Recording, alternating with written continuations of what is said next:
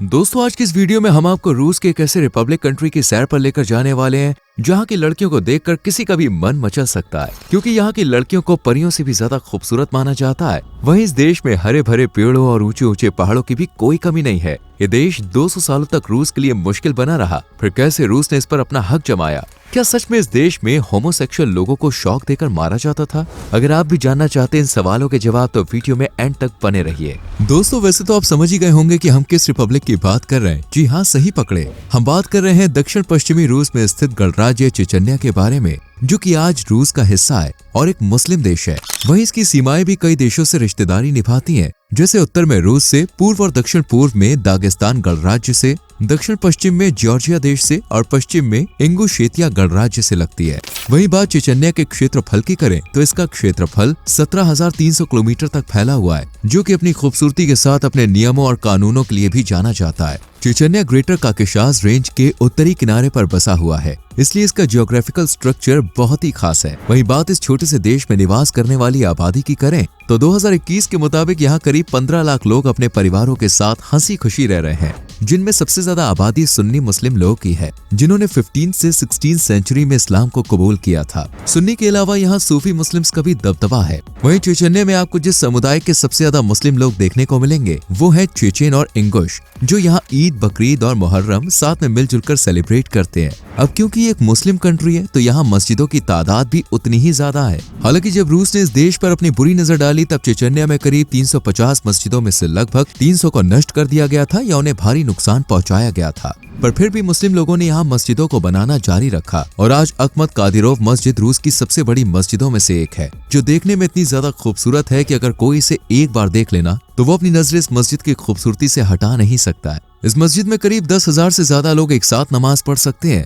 तभी तो इसे आधिकारिक तौर पर चेचन्या के दिल के रूप में जाना जाता है। लेकिन इसे देखने के लिए आपको चेचन्या के सबसे बड़े और राजधानी शहर कहे जाने वाले ग्रोजनी में जाना होगा, जो अपने बेहतरीन लाइफस्टाइल और कमाल के टूरिस्ट प्लेसेस के लिए जाना जाता है। इसलिए अगर आप चेचन्या जाएं तो ग्रोजनी शहर का दीदार करना बिल्कुल भी ना भूलें। पर उसके लिए आपको थोड़ी बहुत चेचेन लैंग्वेज सीखने की जरूरत है, जिसे यहाँ करीब 1.8 मिलियन लोग अपनी बोलचाल में इस्तेमाल करते हैं, क्योंकि चेचेन यहाँ की आधिकारिक भाषा है। लेकिन अगर आपको चेचेन लैंग्वेज नहीं आती है तो फिक्र करने की कोई जरूरत नहीं है, क्योंकि यहाँ रशियन लैंग्वेज को भी ऑफिशियल लैंग्वेज के तौर पर बोला जाता है। अगर रशियन भी नहीं आती तो इंग्लिश से भी काम चल सकता है। आपको बता दें, एक समय चेचन्या अपनी तेल संपदा, अपनी अर्थव्यवस्था और अपने बुनियादी ढांचे यानी कि इंफ्रास्ट्रक्चर के कारण काफी संपन्न और खुशहाल राज्य हुआ करता था। लेकिन स्थानीय अलगाववादियों और रूसी सैनिकों के बीच बरसों से चली आ रही लड़ाई ने इसे बर्बाद कर दिया। ऐतिहासिक तौर पर चेचन्या पिछले 200 सालों से रूस के लिए मुश्किल बना रहा, जिसके बाद रूस ने लंबे संघर्ष के बाद 1858 में चेचन्या में इमाम शामिल के विद्रोह को कुचलकर इसे अपना हिस्सा बना लिया।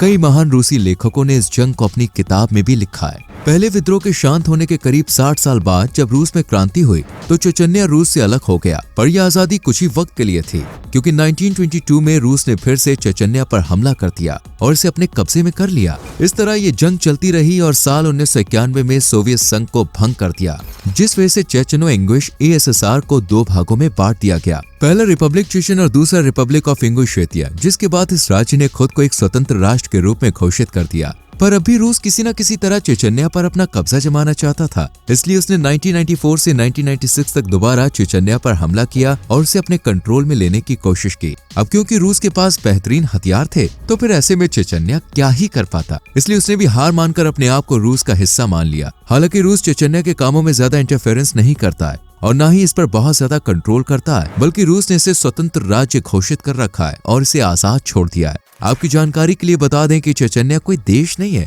बस ये रूस का एक हिस्सा है, जिसे रूस ने काफी सारी छूट दे रखी है, जैसे कि चेचन्या की अपनी खुद की एक अलग सरकार, राजधानी, कानून और संविधान है। तभी तो आज चेचन्या अपने फैसले खुद लेता है और आज इसकी GDP 1.2 बिलियन अमेरिकी डॉलर्स है, जिसमें सरकार के साथ साथ यहाँ के लोग की भी मेहनत शामिल है, जिन्होंने इस गणराज्य को बनते से बिगड़ते और फिर बिगड़ते से बनते देखा है। चेचन्या के लोगों को पूरी तरह से खूबसूरत होने के साथ साथ बहुत ही बहादुर भी माना जाता है और चेचन फोर्स के बारे में तो आपने सुना ही होगा। जिसकी मदद से रूस ने यूक्रेन युद्ध में जीत हासिल की थी। यही वजह है कि रूस इसे अपने आप से अलग होने नहीं देता है। अगर आप भी चेचन्या के बारे में सोच रहे हैं तो आपको यहाँ के कुछ नियमों के बारे में भी जान लेना चाहिए, जैसे कि यहाँ शराब पीने और बेचने दोनों पर ही रोक है। वहीं ये एक मुस्लिम रिपब्लिक है, तो रमजान के महीने के दौरान दिन के समय कोई भी रेस्टोरेंट आपको खुला हुआ नहीं मिलेगा। तो ध्यान रखें कि रमजान के महीने में आप दोपहर में घूमने ना निकलें। और यहाँ मुस्लिम महिलाओं को भी छोटे कपड़े, शॉर्ट्स वगैरह पहनने की इजाजत बिल्कुल नहीं है, बल्कि उन्हें सर पर हिजाब और फुल स्लीव्स के कपड़े पहनने के लिए कहा जाता है, वो भी बिल्कुल ढीले होने चाहिए। वहीं मेल्स को भी यहाँ शॉर्ट्स और ट्रांसपेरेंट कपड़े पहनने की परमिशन नहीं है, और अगर कहीं टैटू वगैरह भी है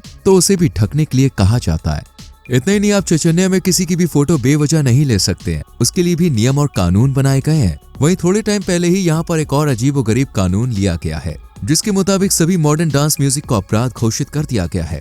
यानी कि अगर कोई इंसान बहुत तेज या बहुत धीमे म्यूजिक बजाते हुए पकड़ा गया तो उसे इसकी सजा मिलेगी। अब चेचन्या में कोई भी पॉप, डिस्को या रॉक म्यूजिक नहीं बजा सकते हैं। वहीं होमोसेक्सुअलिटी को लेकर भी यहाँ पर बैन लगा हुआ है, और ऐसा कहा जाता है कि कुछ सालों पहले तक अगर यहाँ पर कोई होमोसेक्सुअल होता था तो उसे कंजर्वेशन कैंप में ले जाकर इलेक्ट्रिक शॉक देकर मार दिया जाता था, पर अब इस पर रोक लगा दी गई है। तो दोस्तों, ये थे कुछ ऐसे नियम जिनकी वजह से चेचन्या को जाना चाहता है, और अगर आपने इन रूल्स को फॉलो नहीं किया तो आप मुश्किल में पड़ सकते हैं। लेकिन एक बात जो आपको चेचन्या में पसंद आने वाली है वो है यहाँ की मेहमान नवाजी, जो यहाँ के लोग दिल खोल कर करते हैं। एक तरफ जहाँ ये अपने खुश मिजाज अंदाज के लिए जाने जाते हैं, तो वहीं ये पढ़ाई लिखाई के मामले में भी काफी आगे है। यही वजह है कि आज चेचन्या का लिटरेसी रेट 64% तक पहुंच गया है, और इस लिटरेसी रेट को आगे बढ़ाने में स्टूडेंट्स के साथ साथ यहाँ के बेहतरीन कॉलेजेस और यूनिवर्सिटीज का भी हाथ शामिल है। पर घूमने के लिहाज से चेचन्या सेफ नहीं है, क्योंकि यहाँ पर आए दिन टेररिस्ट अटैक्स होते रहते हैं। इसलिए अगर आप यहाँ जाएं तो प्लीज अपना ध्यान खुद रखें। अब घूमने की बात आ ही गई है तो हम आपको चेचन्या के बेहतरीन टूरिस्ट प्लेसेस की भी सैर करा ही देते हैं,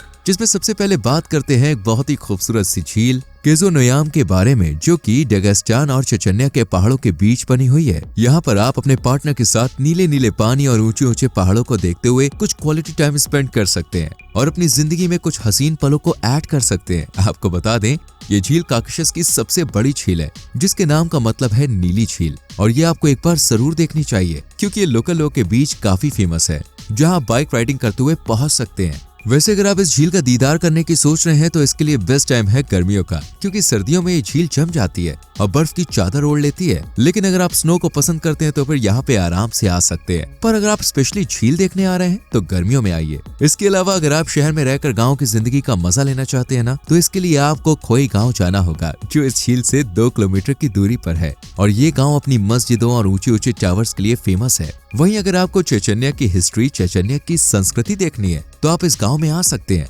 इसे चेचन में गार्ड का घर भी कहा जाता है। इसके बाद आप अपनी ट्रिप को यादगार बनाने के लिए शाली मस्जिद का दीदार कर सकते हैं, जिसका नाम पैगंबर मोहम्मद जी के नाम पर रखा गया है। साल 2019 में इसका इनॉग्रेशन हुआ था, और तभी से यहाँ लोग इस मस्जिद को देखने और इसमें अल्लाह की इबादत करने आते हैं, जो कि आज यूरोप की सबसे बड़ी मस्जिद है। और ये सफेद संगमरमर से बनी है, जिसमें 63 मीटर ऊंची मीनारें हैं। अगर आप अपनी आंखों को ठंडक देना चाहते हैं तो इस मस्जिद को निहारना बिल्कुल ना भूलें। वहीं इसके बराबर में एक और मस्जिद है जहां पे आप जा सकते हैं। इसी के साथ आपके घूमने के लिए बेस्ट प्लेस है दोस्तों उश्केलो ट्विन टावर। आर्गुन घाटी में स्थित उश्केलो ट्विन टावर पहले कभी चेचन्या का प्रवेश द्वार हुआ करता था, और अब टूरिस्ट के लिए अट्रैक्शन बन गया है। आपको बता दें, इन टावर्स को 11वीं शताब्दी में बनाया गया था, और ये लगभग 12 मीटर ऊंचा है। हालांकि इसके अंदर नहीं जाया जा सकता, क्योंकि सड़क से नदी को पार करना थोड़ा मुश्किल है, और ना ही यहाँ कोई पुल है। इसके लिए बस आप दूर से ही इसका दीदार कर सकते हैं। ये आपको यहाँ पहुँचने का तरीका भी बता देते हैं। नई दिल्ली से चेचन्या रिपब्लिका तक पहुँचने का सबसे तेज तरीका है हवाई जहाज से जाना, जिसमें 16 से 17 घंटे लगते हैं, और खर्चा आता है 15,000 रुपए से 44,000 रुपए तक। तो बस यहाँ जाके आप आराम से एंजॉय कर सकते हैं। वेल, आज की वीडियो में इतना ही। वीडियो पसंद आई हो तो प्लीज लाइक करें, शेयर करें, और चैनल को सब्सक्राइब करके बेल आइकॉन प्रेस करें, जिससे आपसे आने वाली वीडियोस मिस ना हो। मिलते हैं आपसे अगली वीडियो में। Till then, bye bye, take care.